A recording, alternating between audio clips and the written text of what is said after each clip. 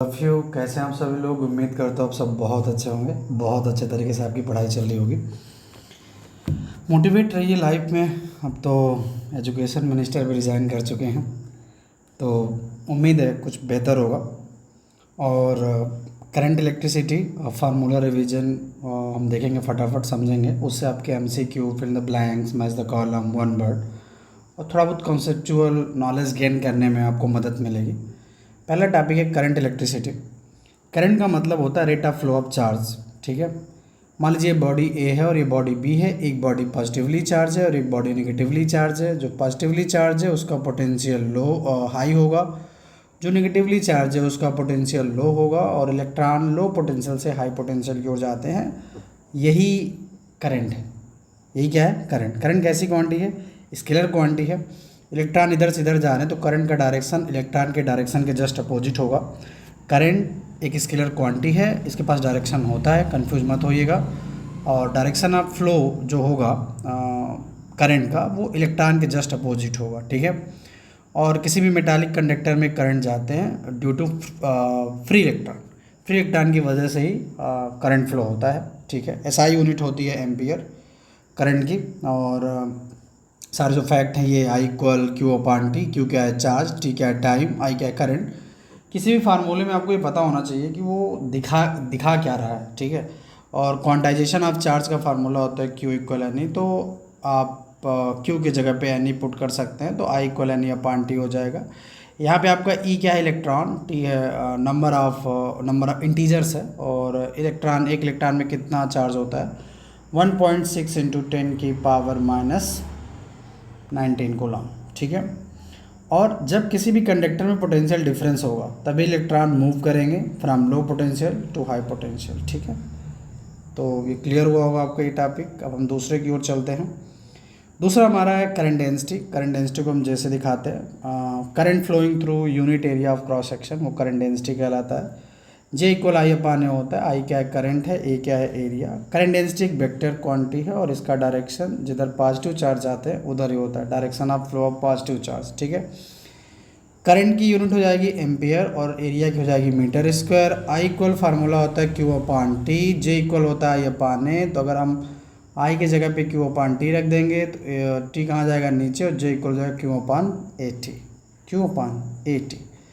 तो आपको यहाँ तक कोई दिक्कत नहीं होगी। करंट स्केलर क्वांटिटी है और करंट डेंसिटी एक वेक्टर क्वांटिटी है। ठीक है, अब आ जाओ किसी भी कंडक्टर में करंट कैसे फ्लो होता है। तो मैं आपको बता चुका हूँ कि फ्री इलेक्ट्रॉन और कैरियर ऑफ इलेक्ट्रिक करंट, जिसके पास जितने ज़्यादा फ्री इलेक्ट्रॉन्स होते हैं वो उतना ही अच्छा कंडक्टर होता है। और ये डिसाइड करते हैं करंट को लेकर के। ठीक है, अगला ड्रिफ्ट वेलोसिटी। ड्रिफ्ट वेलोसिटी सबको पता है, average velocity of electron is called drift velocity. और ड्रिफ्ट वेलोसिटी को VD से रिप्रेजेंट करते हैं। इसका ऑर्डर होता है 10 की पावर -4 और यूनिट होती है मीटर पर सेकेंड। और ड्रिफ्ट वेलोसिटी का फार्मूला होता है, ये VD और ये माइनस साइन ये दिखा रहे हैं कि VD और इलेक्ट्रिक फील्ड अप्लाइड का जो डायरेक्शन होगा वो अपोजिट होगा।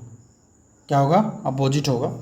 और यहाँ पे VD आपका क्या है? ड्रिफ्ट वेलोसिटी है। आपका E इलेक्ट्रॉन है, E इलेक्ट्रिक फील्ड है, टाउ रिलैक्सेशन टाइम है, और यहाँ में मास ऑफ इलेक्ट्रॉन जो कि होता है 9.1 इंटू 10 की पावर माइनस 31 kg। ठीक है, ओके, यहाँ तक आपको कोई दिक्कत नहीं होनी चाहिए। ठीक है, रिवीजन वीडियो फटाफट। करंट और ड्रिफ्ट वेलोसिटी में क्या रिलेशन होता है? तो I इक्वल होता है NEA/BD। ये डेरिवेशन मैं करा चुका हूँ, पूरी प्लेलिस्ट बनी हुई करंट इलेक्ट्रिसिटी की, उसको आप देख सकते हैं। I इक्वल क्या होता है? NEA/BD, जहाँ पे I क्या है? करंट है, N है फ्री इलेक्ट्रॉन डेंसिटी, A है एरिया ऑफ क्रॉस सेक्शन। ठीक है, ओके। मोबिलिटी क्या होती है? म्यू इक्वल VD अपान E। म्यू इक्वल VD अपान E। म्यू है मोबिलिटी, BD है आपका मतलब ड्रिफ्ट वेलोसिटी, और E आपका है इलेक्ट्रिक फील्ड। तो आप ड्रिफ्ट वेलोसिटी की यूनिट क्या होती है? मीटर पर सेकेंड। और इलेक्ट्रिक फील्ड की होती है वोल्ट पर मीटर। और ये ऊपर जाएंगे तो ये हो जाएगा। एक और फार्मूला होता है म्यू इक्वल E टाउ अपान M। टाउ आपको बता चुका हूँ ऊपर क्या है, M क्या है, सारी चीज़ें बताई जा चुकी हैं। ओम्स लॉ कहता है कि जो पोटेंशियल होता है वो करंट के डायरेक्टली होता है। B डायरेक्टली प्रोपोर्शनल आई, तो आप डायरेक्टली हटाएंगे तो एक कांस्टेंट आएगा R। क्या आएगा? R। B equal R I। B equal R I। जहाँ पे आर आपका क्या है, एक इलेक्ट्रिकल रेजिस्टेंस है, ठीक है। इसकी SI यूनिट क्या होती है, ओम। क्या होती है, ओम, ठीक है। और जो हमारा रेजिस्टेंस, ये इसका ग्राफ है, ग्राफ भी पहुँच देता है, तो आप देख लीजिए जो VI ग्राफ है, जो आर होगा वो स्लोप ऑफ VI ग्राफ के इक्वल होगा, याद रखिएगा।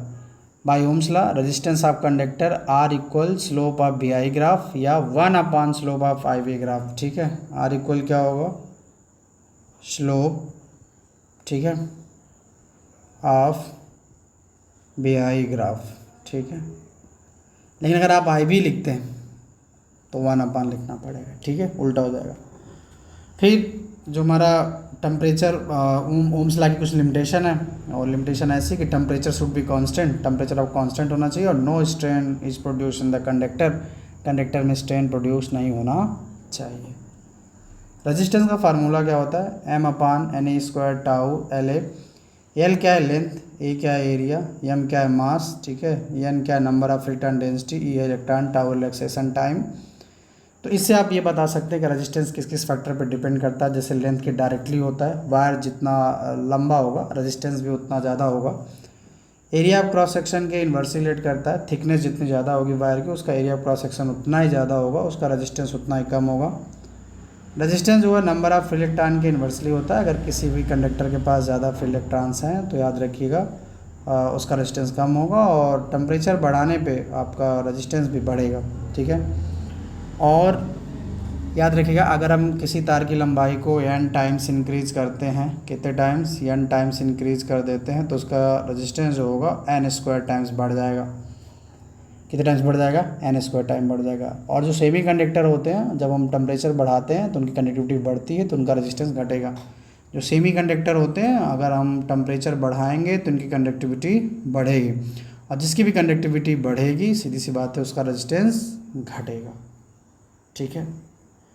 तो जो कार्बन होते हैं ना, वो high range are made of, जिनका रेजिस्टेंस बहुत ही ज़्यादा होता है, जो कार्बन होंगे, मतलब the resistance of high range are made of carbon. पहले carbon colour code and all होता था रेजिस्टेंस आर्डर, अब वो नहीं है सिलेबस का पार्ट। और लो टेम्परेचर पे ना, मतलब आप देखिएगा कि टेम्परेचर बढ़ाने पे कैसे कंडक्टिविटी पे इम्पैक्ट पड़ता है, ठीक है। तो ये सारा का सारा क्या था, ओम्स लॉ।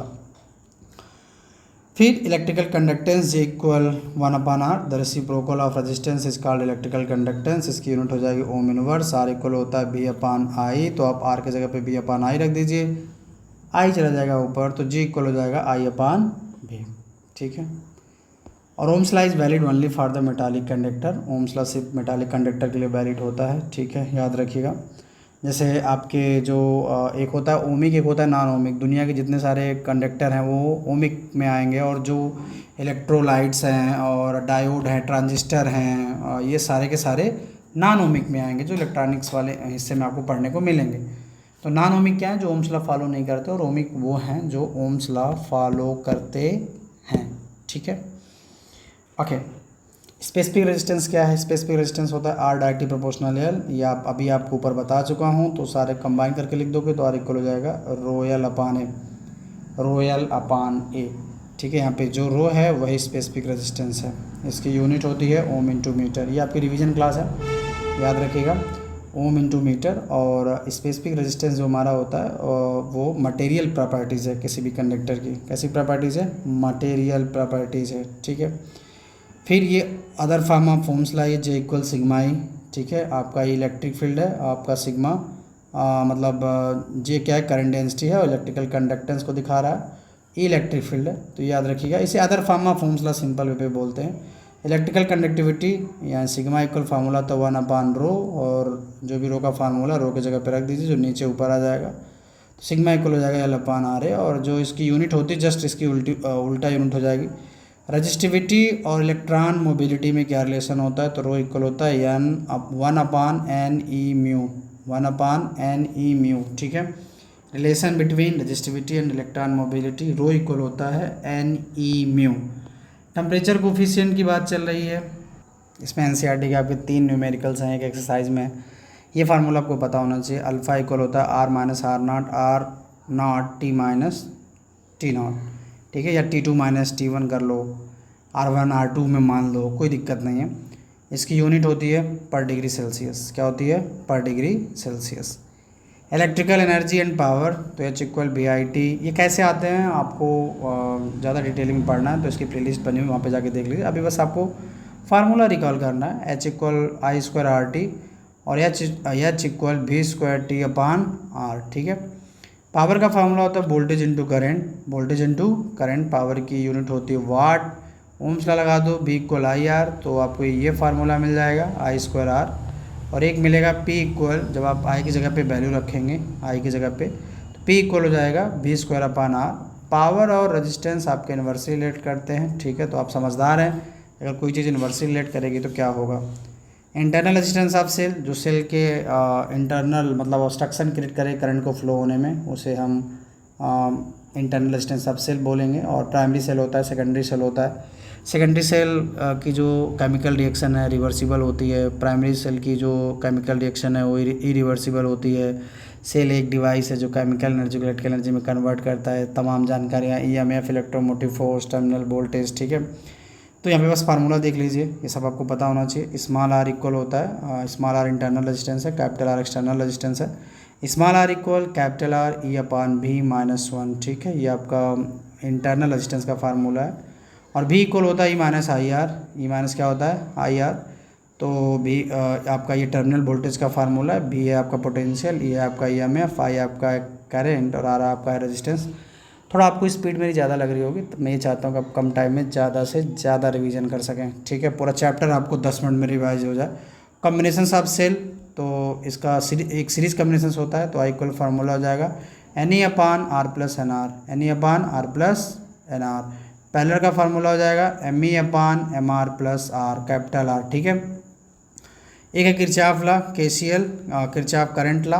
तो समेशन आई इक्वल 0 होता है, समेशन आई इक्वल 0 होता है। और यह law of conservation of charge पे बेस्ड होता है। जंक्शन की ओर जाने वाला करंट पॉजिटिव होता है, जंक्शन से दूर जाने वाला करंट नेगेटिव होता है। जंक्शन की ओर जाने वाला करंट पॉजिटिव, जंक्शन से दूर जाने वाला करंट नेगेटिव होता है। देखिए, मैं ऑफलाइन में समझता हूँ कि बच्चा कहाँ गलती कर सकता है, इसलिए मैं ज़्यादा जोर देता हूँ। इसलिए आप जब मैं किसी भी चीज़ को रिपीट कर रहा होता हूँ तो आपको बहुत ध्यान से सुनने की ज़रूरत है। ठीक है, फिर केवीएल है, law of conservation of energy, जो किरचॉफ का सेकंड लॉ होता है कि वोल्टेज कांस्टेंट होता है, summation I R plus summation भी इक्वल 0। ये आपका किरचॉफ का सेकंड लॉ है, क्लोज मेश लॉ भी बोलते हैं इसको, मेश रूल भी बोलते हैं। इसमें यह law of conservation of energy पे बेस्ड होता है। अगला आप व्हीटस्टोन ब्रिज जानते ही हैं, P upon Q equal R upon S होता है। ये चारों रेजिस्टेंस होते हैं, इसका पूरा डेरिवेशन आपको बताया हूँ। और इक्विलिब्रियम कंडीशन में गैल्वेनोमीटर से कोई भी करंट नहीं जाता और आई का मान क्या होता है, 0। आई का मान क्या होता है, 0। तो ये पूरा का पूरा चैप्टर है, तो बहुत ध्यान से पढ़िए, रिवीजन करिए और इससे आपके MCQ मैच द कॉलम ये सब सॉल्व करने में आपको बहुत मदद मिलेगी। Thank you.